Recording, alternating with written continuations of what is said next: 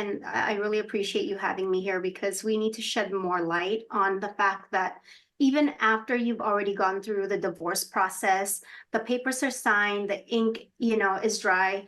What happens to you after the fact? And what I find is that there's a lot of coaches that will help guide through the process.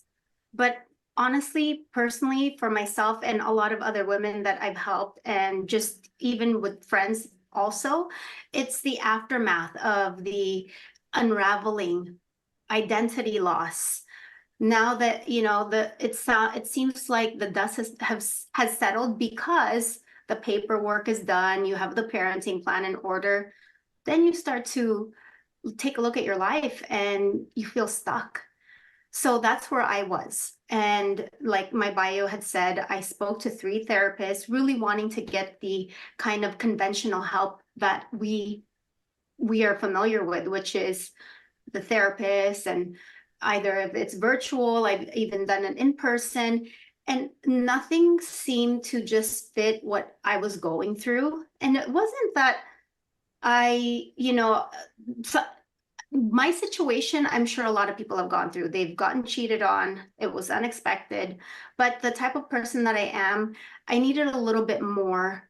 I don't want to even say hand holding. It just wasn't enough if you sat with me for an hour and allowed me to share my journey and also reinforce where I don't want to be. I already know what the problem is. Like, take me to the next phase. Progress me. Don't just tell me to turn to page 10 of this breathing exercise and then I'll see you next week. That's not enough. That's not enough. And What kind of therapy was this? honestly, that was one of the therapists that I met with, and I stayed with her for probably about 6 to 7 sessions, and it was a lot more talk therapy than actual goals. And if for those who are not familiar with coaching, what I love about it is that there is an end date. It's not perpetual.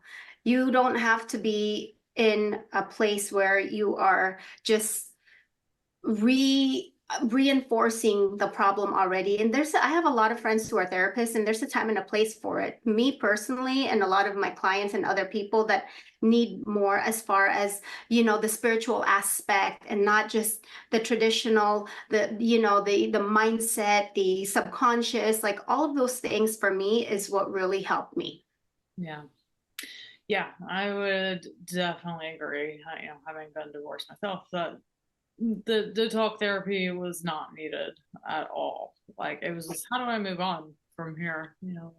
Yeah. Right, exactly. Tilly, you completely understand because you've been through it. And it's also hard to, um, perhaps that was on me to go with therapists who did not have the same similar experience. You have to be in the arena in order to help somebody like me. If I don't care how many degrees you have, if you are not there feeling the betrayal or the loss of identity and you have a happy marriage, you shouldn't be helping divorced women because you can't relate. It's like when my son had cancer. He was 3 years old when he had cancer. He's, thank God, he's been in remission now for 17 years. I was also 6 months pregnant at the same time. Yes. And so when people try to tell me that, oh, I understand what you're going through that time during with my son and what's going on, I ask them, do you have, God forbid, but do you have have you ever had a child with cancer? Well, then you actually can't relate.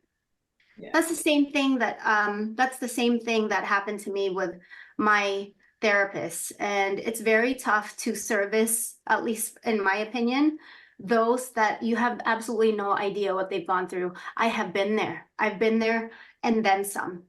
So that's why now, because of what was missing, I'm like, my life is where it's at. It's time to give back. Yeah. Okay. Well, let's dive into that piece. Yeah. So both of us haven't gone through that. You're wondering, you have that initial like, oh my God, I'm all alone now. And it's so weird being alone and not having someone to like talk to 24/7. It's such a weird thing to experience. Oh, yes.